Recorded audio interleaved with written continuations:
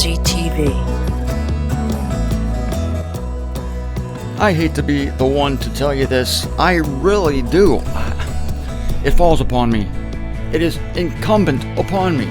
It behooves me to tell you that faith can be faked.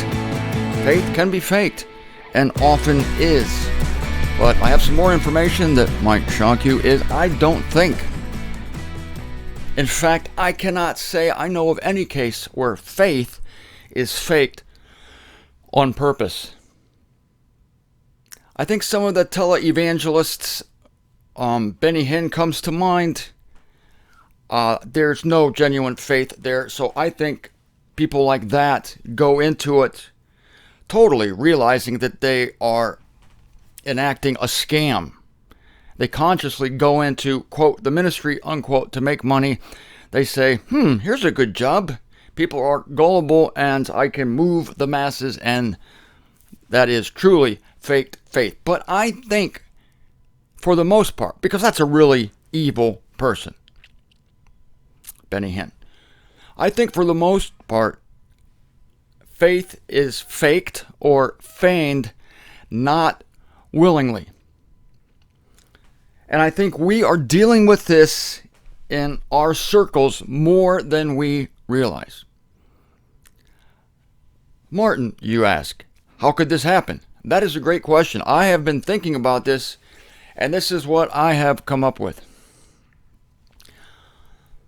Most people in the world, and really you could say everyone in the world to one degree or another, people want to get along with those in their immediate environment. I'm thinking of chameleons right now, because the chameleon is an amazing creature, an amazing reptile that adapts. Seems miraculous, but it will take on the color of whatever thing it is next to or in. For instance, a chameleon in a bunch of green leaves will become green. This is a wonderful gift of God. And it's also an object lesson. They will become green. Let's say they're hanging around in a red delicious apple grove. Oh, they will become red. Let's say they are hanging around in a banana factory. Oh, bananas aren't made in factories? Okay. Well, I'm thinking about when the bananas come down like the conveyor belt, right? Okay, a banana checking station? Okay, if a chameleon were in a banana checking station, it becomes yellow like the bananas. This is a gift of God given to the chameleon to protect it from enemies. Enemies are looking around saying, all I see is a bunch of bananas coming down the conveyor belt. I don't see anything there. There's the chameleon right there, and it's yellow. Beautiful. But listen, this is also, God gave us this, I think, to show us how it happens in the human world also, because humans will adapt to their environment to become one with the environment, to get along with the environment, because so many people have no genuineness. This sounds harsh. All right, they have no genuineness. They don't have a conviction within themselves. I'm finding out how rare this is. I mean, it is rare. And this is the one thing that earmarks members of the body of Christ. They have a conviction within themselves, and nothing can change it. Nothing can change it. That's like the chameleon who's in the banana processing plant, and it refuses to turn yellow. I'm going to stay red. It'll get eaten. Okay, it'll get eaten. Oh, there's a chameleon in the middle of the bananas. But yet it gets eaten, though being true to itself. Refusing to change. Refusing to go with the flow. There's another word for it right there. Another phrase, go with the flow. Go with the prevailing winds. It's the popularity. Now we're getting closer to the human world. It's wanting to be popular even in your small group. I have been with people who, when they were with me, desire, need to become like me for whatever reason, for acceptance, for love, to be thought of positively for some monetary advantage, for some, well, you get the picture. But as soon as, this is a curiosity, now as soon as my presence is removed, this has happened to me on several occasions, when my presence is removed, the individual suddenly drops all signs of being a sincere, convicted believer and goes off into some crazy tangent. Like someone who is with me, of course, will distrust human institutions, the church I'm speaking of. They don't want to go to church. No, church is bad, church is evil. Right, you're right, Martin. Changing colors to go with the environment. In this case, my environment. And as soon as I'm out of the picture, boing, bang, bing, they are off to church. Off to church. What happened to the conviction that church is bad? And freelance spirituality in the wilderness with Jesus Christ is good. What happened to that? It was someone adapting to my way, not theirs, to becoming as I am, not how they are. And so in this instance, I believe it is unconscious. I believe that the faith is adapted as an outward convenience in order not to suffer persecution or be seen to be different, or to be thought of as a rebel who is going against the grain. Some people, many people, it's just hard to believe for me because I am not like this. Many people can't stand to go against the grain. They have so little self-approval. Their self-worth, their self-image is so compromised that the only way they can feel needed, wanted, loved is to adapt to the environment, to turn yellow, to turn green, to turn red. Whatever you are, they are. Until you're out of the picture, and then kaboom, they become what they were all along, which is not what you were. One time, someone in my circle who was totally into the gospel of Paul, the gospel of the transcendent grace of God, when I became absent out of the picture, dived immediately into the New Age movement. It blew my mind, which is causing me to think of these things. What are the mechanics of this? How could it happen? Is it premeditated? I don't think it is. I think it's completely a chameleon operation.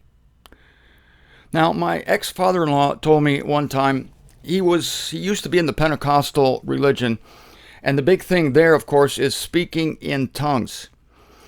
And when newbies came in and they didn't know how to speak in tongues, he got a little titter. He said, out of watching people being taught how to speak in tongues. And the person who purportedly spoke in tongues would take the neophyte in and say, well, you just start like moving your mouth, okay? And then just throw in a bunch of noises, and then add some recognizable syllables, put some consonants and vowels in there. Watch me. Can you do that? Watch me. Just let it out. Let all your cautiousness, all your self-analysis, let all your care go off with the wind and do what I do. Do what I do. There it is. Do what I do. And you can train people to do as you do. This is really an outward chameleon act. It's not an inward thing where an individual needs to conform to his or her environment. It's something that is imposed from without, like you will conform to this environment. And so this construction really is made that is completely false. Turns out it's completely false.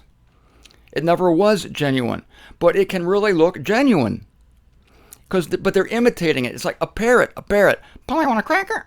Polly, want a cracker. People teach parrots to say stuff. It's unbelievable.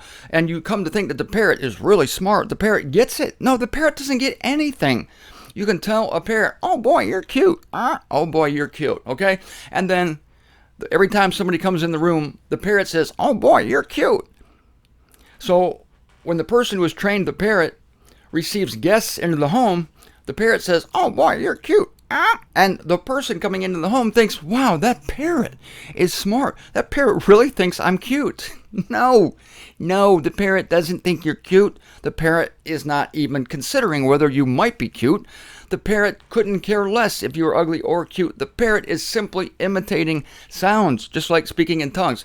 This person who was being taught was imitating sounds, nothing more, nothing more. This is shocking that it happens with human beings, that they imitate sounds, they imitate dispositions, they say the right words. This is where that comes from. They say the right words. Well, I heard Martin Zender saying the evangel of the grace of God, so I'm going to say the evangel of the grace of God. Because then when I get around people who use this terminology, I will look like I am one of them, and I will say it. And I will be accepted by that group because I'm using the terminology. Eon, the Aeonian times. Oh, there's a great catchphrase. I'm going to say the Aeonian times. And when people hear me say the Aeonian times, they will be, oh, you are a learned one, and we're happy to know that you are in the family of the faith. But they're not. They are not in the family of faith. They are parroting. And when they're out of that environment, they drop the vernacular, and then they become what they truly are, which is whatever shows up. Whatever shows up after the influence is gone, that's what they really are. And they only adapted that characteristic, those words, that disposition to please whoever people were there, or to cause themselves to feel better and more accepted. There have been people I've known in the faith who I find out like suddenly they don't believe what they always claimed to believe. For instance, I know people who were absolutely solid in the sovereignty of God, that all things are operating according to God's will, Ephesians 1:11, and that all the events of human history have been set beforehand and are dictated by the Spirit of God. Romans 11:36, all is out of him, all is for him, and all is into him. And they preach it and preach it and preach it. Then one day, I find out that this individual doesn't believe in the sovereignty of God anymore. And I am astounded. It's like a bomb has gone off in my world. What? Who believes what? Can't be right, can't be right, can't be right. So I do some research. OMG. Are you kidding me? This person who once believed in the sovereignty of God now believes that God doesn't know what's going to happen next? Are you kidding me? See, this is shocking to me. I'm guileless, you see. I'm very naive. No, it is true about me being naive. I'm just so naive as to the potential duplicity in the world. Not that I'm incapable of it, but I think for the most part, God has made me a genuine person, and I just say it and I blob it. Oh, I'm going to get to that later in Romans chapter 10. This is how to tell that faith is not unfeigned. So in the case of the person who changes doctrine, like majorly, the question becomes, did they believe the truth and then go off into another belief?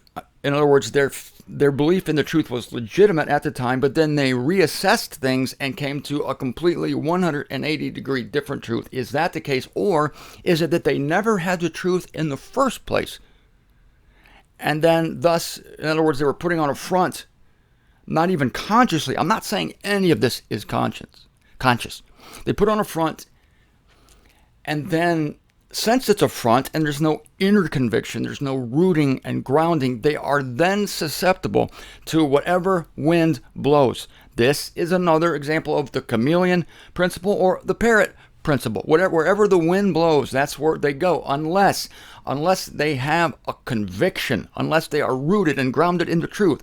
Like a giant oak tree, it has roots that go a quarter mile down into the ground, and the wind does not knock it down because it is sure, it is convicted. It does not change course. You don't see an oak tree in a different place. You don't see it in your backyard in the evening, and then in the morning it's in your side yard by the swing set. It doesn't do that. It doesn't walk. It doesn't move. It stays put. So someone who moves, I tend to think, I'm not saying this is always the way it works, but I tend to think that it is that the individual never believed it in the first place. I know of a man who was a proponent of Paul's gospel, believed it to his very core, so I thought.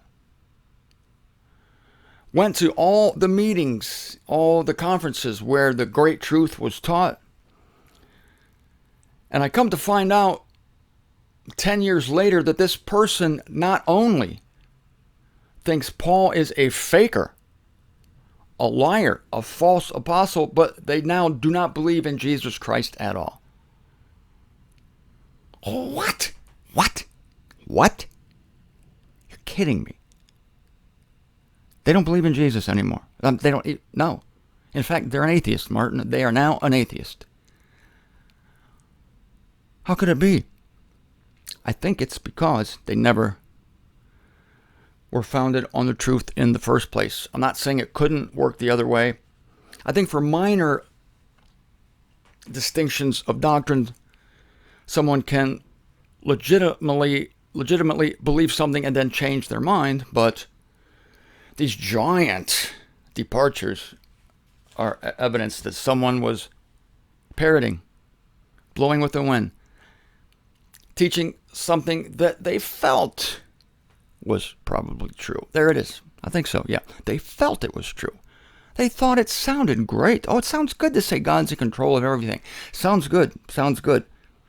And then maybe this. Maybe then the storms of life come. And you get hit with so many trials that it overwhelms you to the point that you can no longer attribute these evil things to God. And then you construct a theology that relieves God of bringing these evils to you. Of course, at the same time, you relieve God of his sovereignty, but oh well, you feel better now thinking that the devil did this to me and not ultimately God. So what happened in this case? I think what happened is that it was never believed in the first place, because if it was, then no wind coming against it, even personal trials, personal loss. Now look, I've suffered personal loss as well. Many of you I know have suffered terrible personal loss, more than me. Yes, way more than me. But of course, I've had a taste of it. We all have. And sometimes you're close to just giving it all up. You're close to saying, I quit. This is ridiculous. I can't take this from God anymore. I don't want to serve a God who's this scary that can bring these horrible things into my life. I'm pulling up my stakes and moving to another campground. So off you go. But I find that a genuine faith, even if it's knocked down to hell and back, will survive it if the roots are deep enough. And the question is begged then, if the roots aren't deep, but if the roots are there are at least some roots, does that mean that it's a genuine belief, but it's only shallow? It's genuine, but it's immature? Like the parable of Jesus sows the seed and it takes root at first, takes root. So that would suggest that it's genuine, but then storm comes, wind comes, and it just gives up the ghost, and it's gone. That could be too, but I think that's the minority view. I don't think that's the main thing. Romans 10, I was going to tell you about Romans 10. This hit me when I was doing the Romans series. If you don't realize this, I spent 4 years writing on the book of Romans. Every single verse in Romans I have commented upon. And you can find this at my website, martinzender.com, go down to ZWTF Archives, ZWTF, you will find the Romans series. I think there's 26 parts. No, 126. 126. Going to publish this in a 4-volume book set someday soon. You'll see. You'll see. But when I got to Romans 10, I've always wondered this. Then if you believe in your heart and confess with your mouth that Jesus Christ is Lord, then you are being saved. It's the confession of the mouth. Because I don't think that generally people who are only parroting a line of theology or who are chameleoning a line of theology, I don't think they go around confessing it. That is, I don't think they go around sharing it, talking about it. So people who like say to you, yeah, I believe I've had this happen, right? I've had this happen like recently, like they tell you, yeah, oh, that sounds good. I believe that. I believe that. I believe that. And then they never talk to anyone else about it. They never share it. There's no joy in it that would compel them to share it with another person. Then it's not real faith in that case. It's not real faith. Sorry. Because something that is real, you will, can't wait to talk about it. I can't wait to tell my sister about this. Good luck. Good luck with that. 1 Corinthians 15, I'll end with this. Paul says, I realize now this concept is in the very presentation of our gospel, which tells me that this is more prevalent than we think, and it is more dangerous than we think. Why is it dangerous? Maybe it's not dangerous. It's just a inconvenience. It's a travesty because there are, let's put it this way, there are wolves among us. There are fakers among us. They don't get up in the morning saying that they're going to be a faker today. That's what they are. Paul says in 1 Corinthians 15, verses 1 through 4, I'm making known to you, brethren, the evangel which I bring to you, which also you accepted, in which also you stand, through which also you are being saved, if you are retaining what I said in bringing the evangel to you outside, and except you believe feignedly. Wow, that's verse 1 and 2. And then Paul in verse 3 gives us the elements of the evangel, which I always emphasize. I always emphasize verses 3 and 4, but look at verses 1 and 2. I'm making known to you the evangel which I bring to you, which you accepted. See, even Paul is saying, well, these people, they accepted the evangel. Wouldn't you like the backstory of these people supposedly that Billy Graham brought to faith? Billy Graham saved 18 million people in his great storied career, 18 million people. Well, I want to follow up. On all the people to see if they were really saved or if they just responded to an emotional impulse based on the eloquence of Billy Graham and the music, and they just went to the altar because everybody else was doing it. It was a chameleon act. It was an act of parrotry, and the next day or the week later, it's like, well, I don't know what came over me. Yeah, I know what came over you. You needed to fit in with the crowd you were in at the time. Tragic. Through which you are saved, if you are retaining what I said. Oh boy, if you are retaining. So Paul here is putting out that retaining it is evidence that you received it. The opposite of retaining it is feigned. Apart and outside you believe feignedly. Paul said you believe feignedly. Wait a minute, how can someone believe if it's feigned? The belief is the presentation. Oh, they're believers. They're saying the right words. They're announcing they're sharing. They're saying back to me the words that I give to them. But a week later, they're saying something that contradicts it. So they didn't retain it. And not retaining it is commensurate here, according to Paul, with believing feignedly. Feigned. But even Paul says, you're saved through it. You're being saved through it. Even he would look at it and say, yeah, okay. They're saying the right words. Sounds good. They sound good. Yet, Paul doesn't have x-ray vision. He can't read into the soul like Jesus Christ did. He ends up saying, God, they didn't retain it. So I guess to Paul, look, not retaining it is a sign that you never had it, because it was feigned belief. It was belief for the sake of fitting in. Shocking. This is all shocking. It's all disturbing. I hate to be the one telling you this. I really do. I don't like it myself. It's, again, for somebody as naive as I am about the ways of the world, it is discouraging. But I'm no longer, to be honest with you, I'm no longer shocked by it. I find that it happens too often now that I've been in this world for 40 years. I've seen some stuff that I never thought I'd see.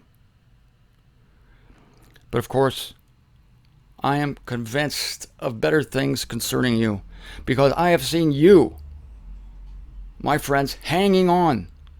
Even if all you have left is a shred of faith, that's good enough, because it is a true faith. It is a sound faith. It is a faith given to you by Christ, and nothing in the world can destroy it. Not nakedness, not sword, not trial, not trauma, not death, not life. Nothing in this world can take it away, because it's real and it's deep.